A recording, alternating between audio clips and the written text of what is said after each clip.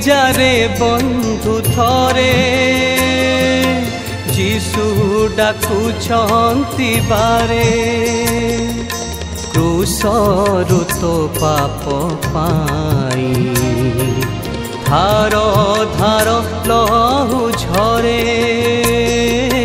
शुणी जारे बंधु थरे जीशु डाकुछंती बारे। नमस्कार मु आपणकर बंधु आयुब चिंचाणी आने आउ एक नूतन कार्यक्रम ने आपण निकट को आसपारिचु। ईश्वर धन्यवाद हो ये कार्यक्रम द्वारा आमने ईश्वर पवित्र वाक्यरू किछि विषय आपण मान निकट में उपस्थापन करने प्रयास रखीचु। मु विश्वास करुच्ची आपण मैंने कार्यक्रम द्वारा ईश्वर आशीर्वाद पाउछंती अनेक विषय जानिबार सुजोग पाउछंती। जदि ये कार्यक्रम संबंध में आपणकर कौन प्रश्न थाए संदेह थाए दयाकोरी आम मानकु जणातु आम आपणकर प्रश्न उत्तर देवाई चेष्टा करिवो। आज आम एक विशेष कार्यक्रम करने जावा।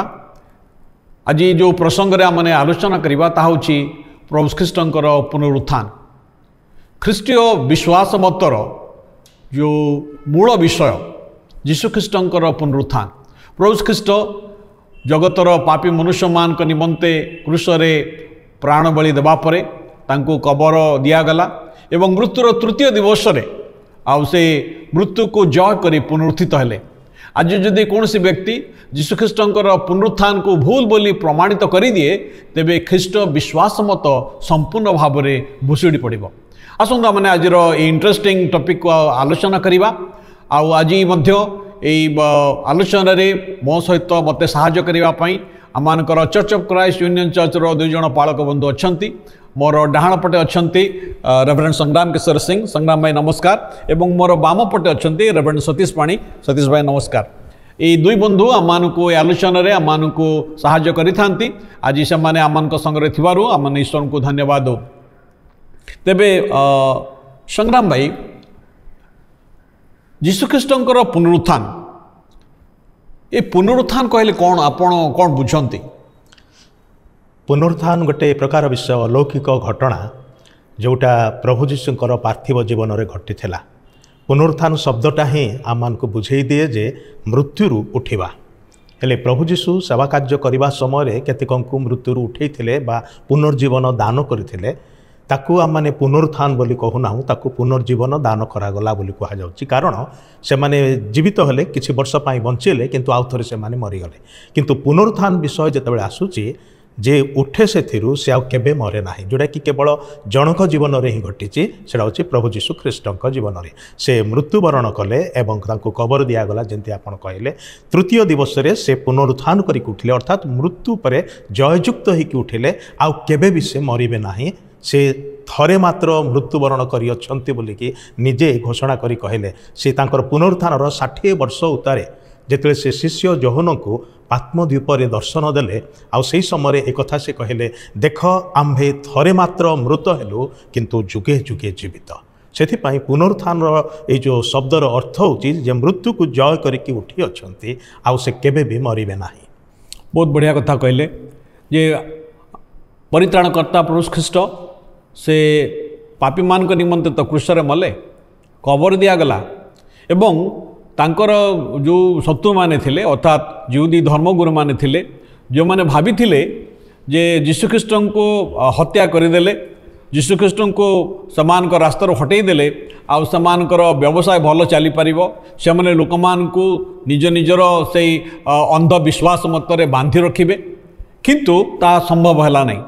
मृत्युर तृतीय दिवस रे प्रभु ख्रीष्ट से मृत्यु को जय करी पुनर्जीवित हेले। भाई बड़ी माने अति आश्चर्यर विषय जे जड़े व्यक्ति मरीगला परे डाक्तर माने मते कथा कहते से माने चेष्टा सब कला परे जेतेबेले से लोकर जीवन चली जाए से माने कहते वी आर वेरी सॉरी आम आउ किसी करें किंतु ए स्थान देखु जे प्रभु ख्रीष्ट मृत्युर तृतीय दिवस रे से मृत्युर नावड़ को भांगी पुनर्जीवित हेले एक अद्भुत घटना।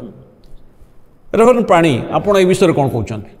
मु संपूर्ण भाव में रेवरेंड सिंह सहित एकमत जे प्रभु जीशु ख्रीष्ट जेतेबेले जगत को आसिले एक विशेष कारण पाए से जगत को आसते। ये विषय में आम पूर्व अध्याय गुड़ाकर अनेक विस्तृत भाव में आलोचना करूँ। ଯୀଶୁଙ୍କର ସେବା କାର୍ଯ୍ୟ ଜଗତରେ ଯେଉଁ ସେବା କାର୍ଯ୍ୟ ସେ କରିଥିଲେ ତାକୁ ସାଧାରଣତଃ 5 ଭାଗରେ ବିଭକ୍ତ କରାଯାଏ। ପ୍ରଥମ ହେଉଛି ତାଙ୍କର ଆଶ୍ଚର୍ଯ୍ୟ ଜନ୍ମ, ଆଚ୍ଛା, ଦ୍ୱିତୀୟ ହେଉଛି ଜଗତରେ ଯେଉଁ ସବୁ ଆଶ୍ଚର୍ଯ୍ୟ କର୍ମ କଲେ ତାକୁ ଆଶ୍ଚର୍ଯ୍ୟ କର୍ମ, ଏବଂ ତୃତୀୟ ହେଉଛି ତାଙ୍କର ଆଶ୍ଚର୍ଯ୍ୟ ମୃତ୍ୟୁ। ଯେମିତି ଆମେ ପୂର୍ବ ଅଧ୍ୟାୟରେ ଆଲୋଚନା କରିଥିଲୁ ଯେ ଗୋଟେ ସାଧାରଣ ମୃତ୍ୟୁ ତାଙ୍କର ହେଇନଥିଲା, କିନ୍ତୁ ଗୋଟେ ଅସ୍ୱାଭାବିକ ମୃତ୍ୟୁ ତାଙ୍କର ହେଇଥିଲା, ତେଣୁ ତାହା ଗୋଟିଏ ଆଶ୍ଚର୍ଯ୍ୟ ପ୍ରକାରର ମୃତ୍ୟୁ। ଏବଂ ଚତୁର୍ଥ ବିଷୟ ହେଉଛି ଯେ ତାଙ୍କର ଆଶ୍ଚର୍ଯ୍ୟ ପୁନରୁତ୍ଥାନ। ଏବଂ এই ପୁନରୁତ୍ଥାନ এই ଶବ୍ଦ କେବଳ ତାଙ୍କ ପାଇଁ ହିଁ ପ୍ରଯୁଜ୍ୟ, ତାଙ୍କ ପାଇଁ ହିଁ ବ୍ୟବହାର ହୁଏ। ତାଙ୍କର ପୁନରୁତ୍ଥାନ ପରେ ପଞ୍ଚମ ବିଷୟ ହେଉଛି ସେ ସ୍ୱର୍ଗାରୋହଣ କରିଥିଲେ, ଆଶ୍ଚର୍ଯ୍ୟ ସ୍ୱର୍ଗାରୋହଣ। এই 5 ପ୍ରକାର ସେବା କାର୍ଯ୍ୟ କରିବା ପାଇଁ ସେ ଜଗତକୁ ମନୋନୀତ ହେଇ ଏବଂ ସ୍ୱତନ୍ତ୍ର ଭାବରେ ଆସିଥିଲେ। ତେଣୁ ଏହା କେବଳ ଏତିକିରେ ସମାପ୍ତ ହୁଏନି, ତାଙ୍କର ପୁନରୁତ୍ଥାନ ଶାସ୍ତ୍ର ଅନୁଯାୟୀ।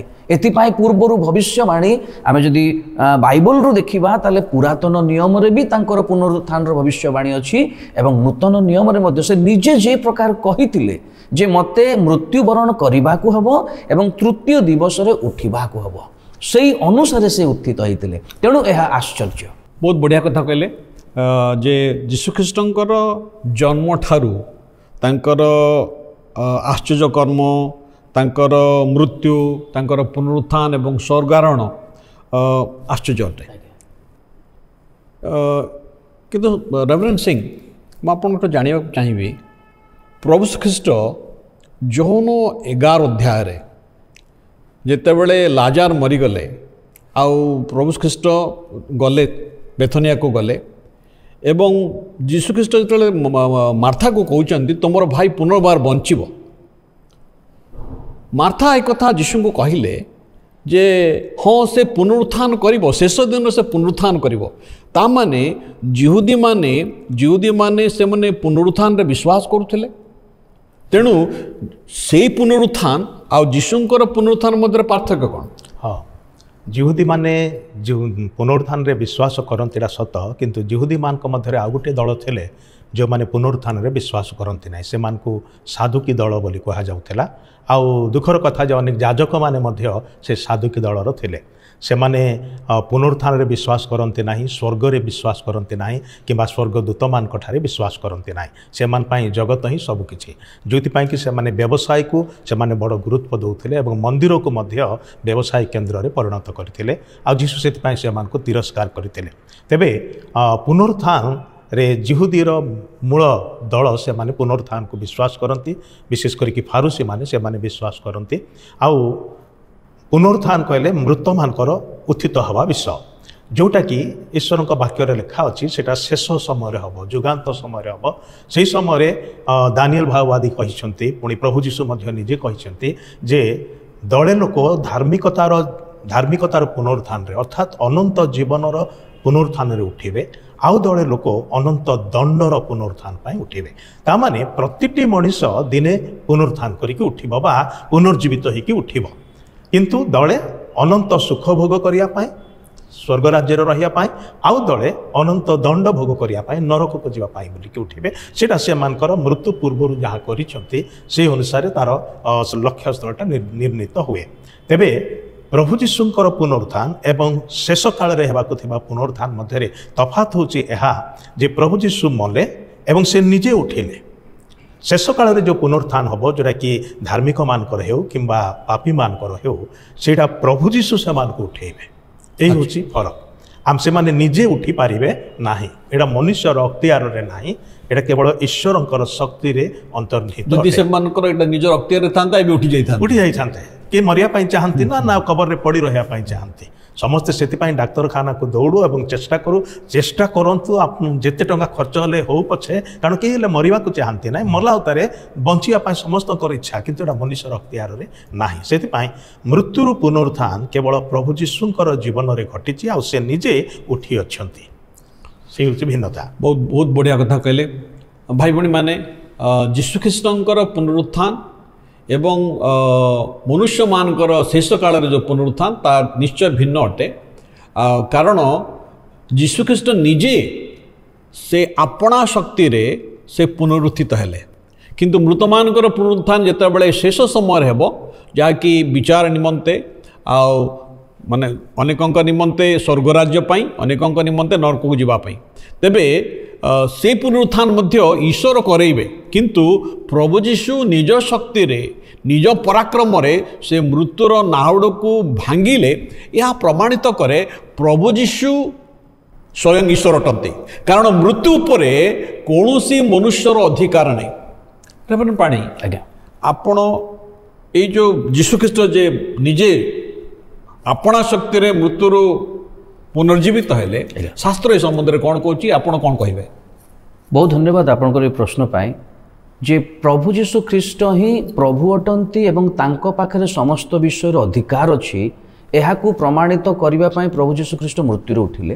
ଏ ବିଷୟରେ ବାଇବଲରେ ମଧ୍ୟ ତାଙ୍କ ବିଷୟରେ ଭବିଷ୍ୟବାଣୀ ଅଛି। ଗୀତ ପୁସ୍ତକ 16 ତାର 10 ପଦରେ ଆଉ ତାଙ୍କର ପୁନରୁତ୍ଥାନ ବିଷୟରେ ଗୋଟେ ଭବିଷ୍ୟବାଣୀ ଅଛି। ସେ ଜାଗାରେ ଲେଖା ଅଛି, କାରଣ ତୁମ୍ଭେ ମୋ ପ୍ରାଣକୁ ପାତାଳରେ ପରିତ୍ୟାଗ କରିବ ନାହିଁ, କିମ୍ବା ତୁମ୍ଭେ ଆପଣା ପବିତ୍ର ଜନକୁ କ୍ଷୟ ପାଇବାକୁ ଦେବ ନାହିଁ। ଏହା ଗୀତ ରଚକ ପବିତ୍ର ଆତ୍ମାଙ୍କ ଦ୍ୱାରା ଯୀଶୁଖ୍ରୀଷ୍ଟଙ୍କର ପୁନରୁତ୍ଥାନର ଏକ ଭବିଷ୍ୟବାଣୀ ପୂର୍ବରୁ ଲିଖିତ କରିକି ରଖିଥିଲେ। ଏବଂ ଏ ବିଷୟକୁ କନଫର୍ମ କରିବା ପାଇଁ, ଏ ବିଷୟକୁ ସୁନିଶ୍ଚିତ କରିବା ପାଇଁ ଯୀଶୁ ମଧ୍ୟ ମାଥ୍ୟୁ ଲିଖିତ ସୁସମାଚାର ତାର 16 ଅଧ୍ୟାୟ 21 ପଦରେ ଯେତେବେଳେ ସେ ଶିଷ୍ୟମାନଙ୍କ ସହିତ ବାର୍ତ୍ତାଳାପ କରୁଛନ୍ତି ତାଙ୍କର ମୃତ୍ୟୁ ପୂର୍ବରୁ, ଏ ବିଷୟ କି ପ୍ରକାରେ ସେ ହତ ହେବାକୁ ହେବ ଏବଂ କି ପ୍ରକାରେ କେଉଁ ଦିନରେ ସେ ଉତ୍ଥିତ ହେବେ ତାହା ମଧ୍ୟ ପ୍ରମାଣ କରିଛନ୍ତି। ତାହା ମୁଁ ପଢ଼ି ଶୁଣାଉଛି ଆପଣଙ୍କୁ। ସେହି ସମୟଠାରୁ ଯୀଶୁଖ୍ରୀଷ୍ଟ ଆପଣା ଶିଷ୍ୟମାନଙ୍କୁ ବୁଝାଇବାକୁ ଲାଗିଲେ ଯେ ତାହାଙ୍କୁ ଅବଶ୍ୟ ଜେରୁସାଲେମକୁ ଯିବାକୁ ହେବ ଏବଂ ପ୍ରାଚୀନ ପ୍ରଧାନ ଯାଜକ ଓ ଶାସ୍ତ୍ରୀମାନଙ୍କ ହସ୍ତରୁ ବହୁତ ଦୁଃଖ ଭୋଗ କରି ହତ ହେବାକୁ ହେବ, ପୁଣି ତୃତୀୟ ଦିବସରେ ଉତ୍ଥିତ ହେବାକୁ ହେବ। ଏତେ ସ୍ପଷ୍ଟ କଥା ନିଜ ବିଷୟରେ କିଏ ପ୍ରକାର କହିପାରିବ? ନିଜର ମୃତ୍ୟୁ ବିଷୟରେ, ନିଜର ଉତ୍ଥାନ ବିଷୟରେ। କିନ୍ତୁ ଆପଣ ଯେଉଁ ଶବ୍ଦଟା ବ୍ୟବହାର କରୁଥିଲେ ଯେ ଯୀଶୁଖ୍ରୀଷ୍ଟ ହିଁ ପ୍ରଭୁ, ସେ ସମସ୍ତ ବିଷୟର ଅଧିକାରୀ। ତେଣୁ ନିଜର ମୃତ୍ୟୁ ବିଷୟରେ ମଧ୍ୟ ତାଙ୍କର ସମସ୍ତ ସଠିକ୍ ବିବରଣୀ ଏବଂ ଉତ୍ଥାନର ମଧ୍ୟ ସଠିକ୍ ବିବରଣୀ ସେ ଭବିଷ୍ୟବାଣୀ ଭାବରେ ସେ କହିଥିଲେ। ନିଜର ବିଷୟରେ ସେ ଆଗରୁ ଭବିଷ୍ୟବାଣୀ କରିଥିଲେ। ବହୁତ ବଢ଼ିଆ କଥା କହିଲେ ଯେ ଯୀଶୁଖ୍ରୀଷ୍ଟଙ୍କର ସବୁକିଛି, ଆଜ୍ଞା, ତାଙ୍କର ଜନ୍ମ, ଆଜ୍ଞା, ତାଙ୍କର ଶିକ୍ଷା, ତାଙ୍କର ଆଶ୍ଚର୍ଯ୍ୟ କର୍ମ, ତାଙ୍କର ମୃତ୍ୟୁ, ତାଙ୍କର ପୁନରୁତ୍ଥାନ ଏବଂ ତାଙ୍କର ସ୍ୱର୍ଗାରୋହଣ ସବୁକିଛି ଈଶ୍ୱରଙ୍କର ଯୋଜନାକ୍ରମେ ହେଇଥିଲା। ଆଜ୍ଞା, ଆଉ ସବୁକିଛି ଶାସ୍ତ୍ର ଅନୁଯାୟୀ ହେଇଥିଲା। ଆଜ୍ଞା, ବଡ଼ ଗୁରୁତ୍ୱପୂର୍ଣ୍ଣ ବିଷୟ ହେଲା ଏହା ଯେ ମାନବର ପରିତ୍ରାଣ ନିମନ୍ତେ ପ୍ରଭୁ ଯୀଶୁଖ୍ରୀଷ୍ଟ ଯେତେବେଳେ ଜଗତକୁ ଆସିଲେ ଏ ପ୍ରକାର ଭାବରେ ହେଇନଥିଲା ଯେ ଗୋଟେ ଅସଜଡ଼ା ଭାବରେ ହେଇନଥିଲା। ପ୍ରଭୁ ଯୀଶୁ ପିତା ପରମେଶ୍ୱର, ପବିତ୍ର ଆତ୍ମା ପରମେଶ୍ୱର, ସେ ସବୁକିଛିକୁ ଯୋଜନା ଅନୁଯାୟୀ ସେ କାର୍ଯ୍ୟକାରୀ କରିଛନ୍ତି। ସେଥିପାଇଁ ସଂଗ୍ରାମେ ଆପଣ ପଢ଼ିବେ କି ପ୍ରଥମ କରନ୍ଥୀୟ ତାର 15 ଅଧ୍ୟାୟର 3 ଏବଂ 4 ପଦ। ଈଶ୍ୱରଙ୍କର ବାକ୍ୟ ପ୍ରଥମ କରନ୍ଥୀୟ 15, 3 ଏବଂ 4 ପଦରେ ଏ ପ୍ରକାର ଲେଖା ଅଛି, କାରଣ ଯେଉଁ ଯେଉଁ ଶିକ୍ଷା ମୁଁ ପାଇଥିଲି ସେଥିମଧ୍ୟରୁ ଏହି ପ୍ରଧାନ ଶିକ୍ଷା ତୁମ୍ଭମାନଙ୍କୁ ପ୍ରଦାନ କରିଥିଲି, ଯଥା ଖ୍ରୀଷ୍ଟ ଶାସ୍ତ୍ର ଅନୁସାରେ ଆମ୍ଭମାନଙ୍କ ପାପ ନିମନ୍ତେ ମୃତ୍ୟୁଭୋଗ କଲେ, ସମାଧି ପ୍ରାପ୍ତ ହେଲେ, ଶାସ୍ତ୍ର ଅନୁସାରେ ତୃତୀୟ ଦିବସରେ ଉତ୍ଥିତ ହେଲେ। ଏଥିରେ ଗୋଟେ ବିଷୟ ସ୍ପଷ୍ଟ ଜଣାପଡ଼ୁଛି ଯେ ସାଧୁ ପାଉଲ ଏଇଟାକୁ ଲେଖୁଛନ୍ତି ଈଶ୍ୱରଙ୍କ ଆତ୍ମାଙ୍କ ଦ୍ୱାରା ଚାଳିତ ହେଇକି, ଆଉ ସେ ପ୍ରଭୁ ଯୀଶୁ ଖ୍ରୀଷ୍ଟଙ୍କ ଠାରୁ ହିଁ ଏ ଶିକ୍ଷାଟା ପାଇଛନ୍ତି। ସେ ନିଜେ ତାହା ସ୍ୱୀକାର କରନ୍ତି। ଆଉ ସାଧୁ ପାଉଲ ଯୀଶୁଙ୍କର ସେଇ 12 ଜଣ ଶିଷ୍ୟମାନଙ୍କ ମଧ୍ୟରୁ ଜଣେ ନଥିଲେ। ସେ ଯୀଶୁଙ୍କର ପୁନରୁତ୍ଥାନ ପରେ ଯେତେବେଳେ ପ୍ରଭୁ ଯୀଶୁ ସ୍ୱର୍ଗାରୋହଣ କଲେ, ଆଉ ତାପରେ ଯାଇକି ସେ ଯୀଶୁଙ୍କୁ ଦର୍ଶନ କରୁଛନ୍ତି ରାସ୍ତାରେ ଯାଉଥିବା ସମୟରେ। ଯେତେବେଳେ ସେ ଖ୍ରୀଷ୍ଟ ବିଶ୍ୱାସୀମାନଙ୍କୁ ତାଡ଼ନା କରିବା ପାଇଁ ଯାଉଥିଲେ, ସେହି ସମୟରେ ପ୍ରଭୁ ଯୀଶୁ ତାହାଙ୍କୁ ଦର୍ଶନ ଦେଲେ। ସେଇଠି ଯୀଶୁ ତାହାଙ୍କ ସାଙ୍ଗରେ କଥାବାର୍ତ୍ତା କଲେ।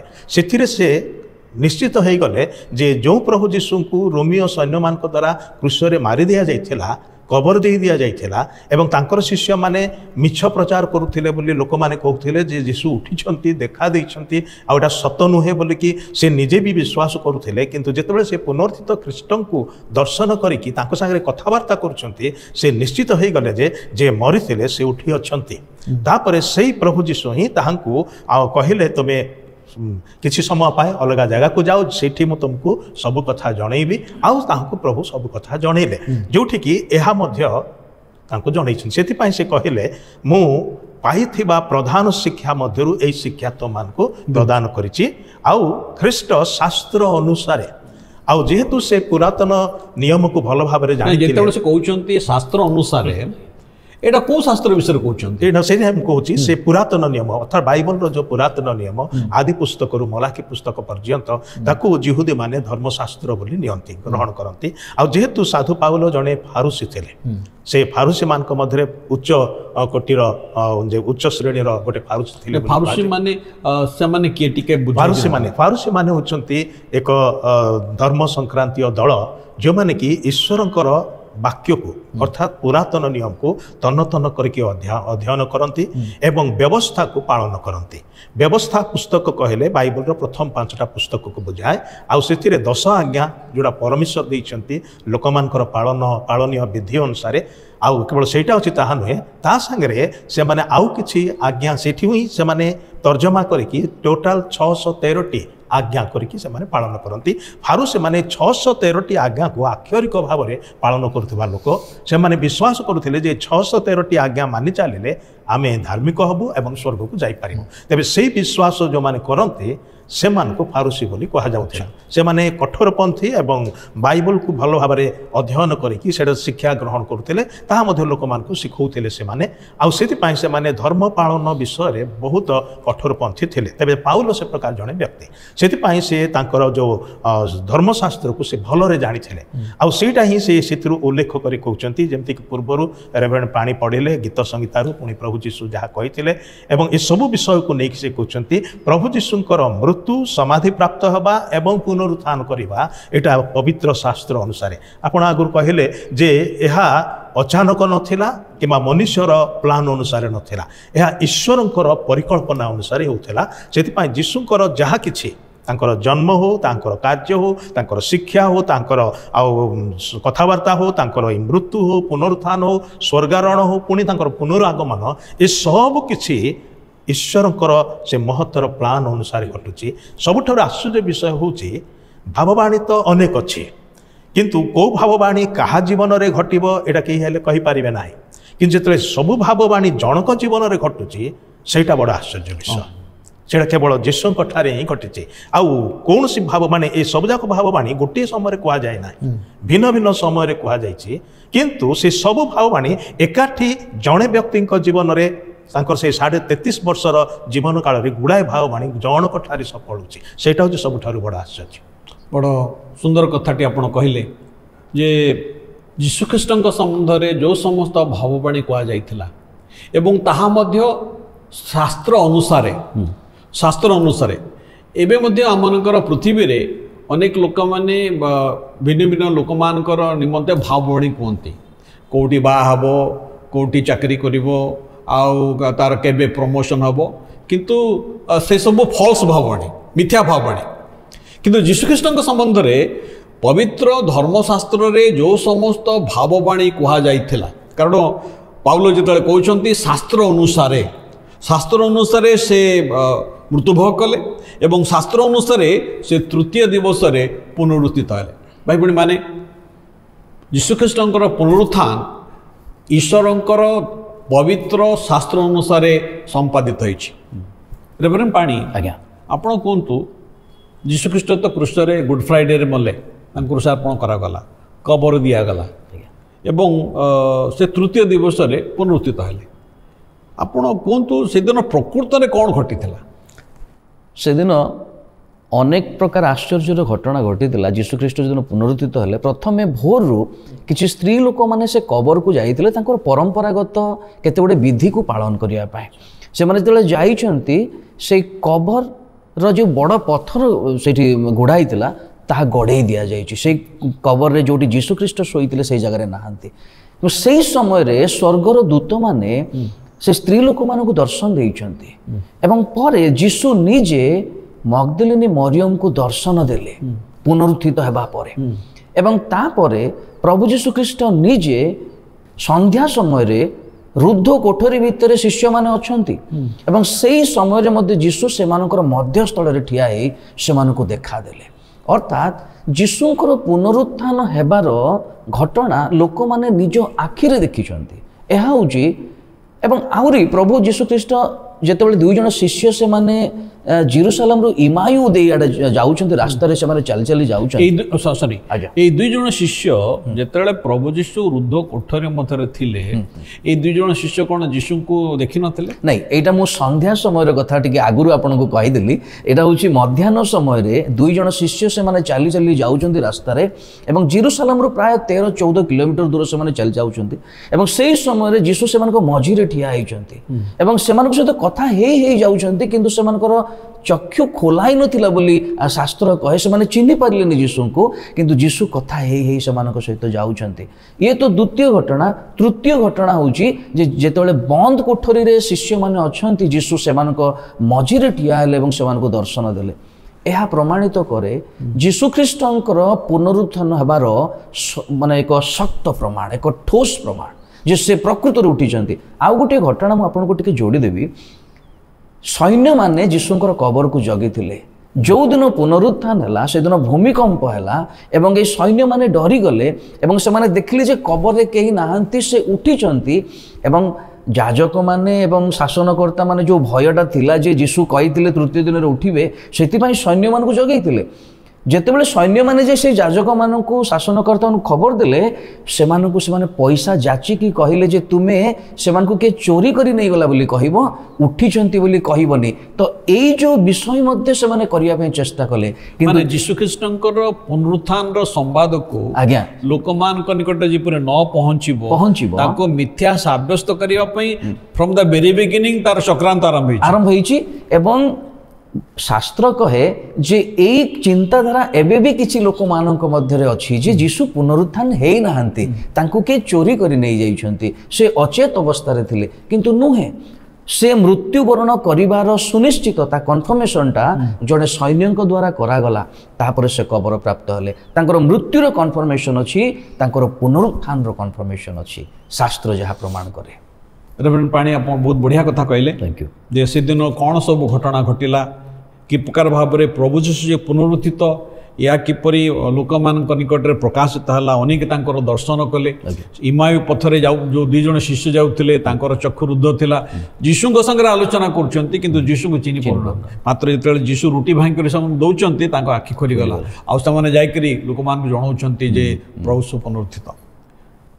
ରେଭରେଣ୍ଡ ସିଂ, ମୁଁ ଆପଣଙ୍କଠୁ ଜାଣିବା ପାଇଁ ଚାହୁଁଛି ପ୍ରଭୁ ଖ୍ରୀଷ୍ଟ ଜଗତକୁ ଆସିଲେ, ପାପୀ ମନୁଷ୍ୟମାନଙ୍କ ନିମନ୍ତେ କ୍ରୁଶରେ ମୃତ୍ୟୁବରଣ କଲେ, ପରିତ୍ରାଣର କାର୍ଯ୍ୟ ସାଧନ କଲେ ଆଉ ସେ ତାଙ୍କୁ କବର ଦିଆଗଲା। କାମ ସରିଗଲା, ଲୋକମାନଙ୍କ ପରିତ୍ରାଣ ହେଇଗଲା ନା? ଏବେ ପରିତ୍ରାଣ ହେଲା କି ନାହିଁ? ଯଦି ହେଇନାହିଁ ତେବେ କାହିଁକି ପ୍ରଭୁ ଯୀଶୁ ମୃତ୍ୟୁରୁ ପୁନରୁତ୍ଥିତ ହେଲେ? ପରିତ୍ରାଣର କାର୍ଯ୍ୟ ସାଧନ କରିବା ପାଇଁ ପ୍ରଭୁ ଯୀଶୁଙ୍କୁ ବା ଈଶ୍ୱରଙ୍କୁ ମନୁଷ୍ୟ ହେଇକି ଆସିବାକୁ ପଡ଼ିଲା, ଯେଉଁଟାକି ତାଙ୍କର ଜନ୍ମ।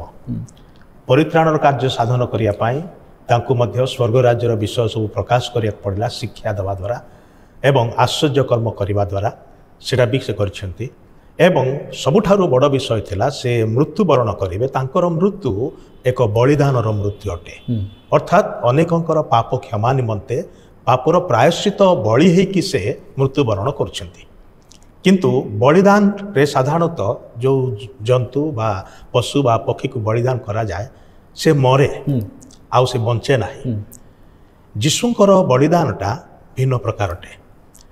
ଏଇଟା ଏ ପ୍ରକାର ଏକ ବଳିଦାନ ଯେ ସେଇ ବଳିଦାନ ସ୍ୱର୍ଗରେ ଗୃହୀତ ହେଲା ଅନ୍ୟ ସମସ୍ତଙ୍କର ତରଫରୁ ବା ପକ୍ଷରୁ ଅନ୍ୟ ସମସ୍ତଙ୍କର ନିମନ୍ତେ ତାର ପ୍ରମାଣ ଦେବା ନିମନ୍ତେ ସେ ପୁନରୁତ୍ଥାନ ହେବାକୁ ହେବ। ସେଥିପାଇଁ ଈଶ୍ୱରଙ୍କର ବାକ୍ୟରେ ଆଗରୁ ସେ କଥା କୁହାଯାଇଥିଲା ଯେ ସେ ଆପଣାର ବଂଶ ଦେଖିବେ। ଯିଶାୟ ଭାବବାଦୀ ଯୀଶୁଙ୍କର ମୃତ୍ୟୁ ଏବଂ ପୁନରୁତ୍ଥାନ ବିଷୟରେ ସେ କହିଛନ୍ତି। ପୁଣି ଆଗରୁ ଯେମିତି ଗୀତ ପୁସ୍ତକରୁ ପଢ଼ାଗଲା ଯେ ସେ ଆପଣା ଧାର୍ମିକକୁ ପାତାଳରେ କ୍ଷୟ ପାଇବାକୁ ଦେବେ ନାହିଁ।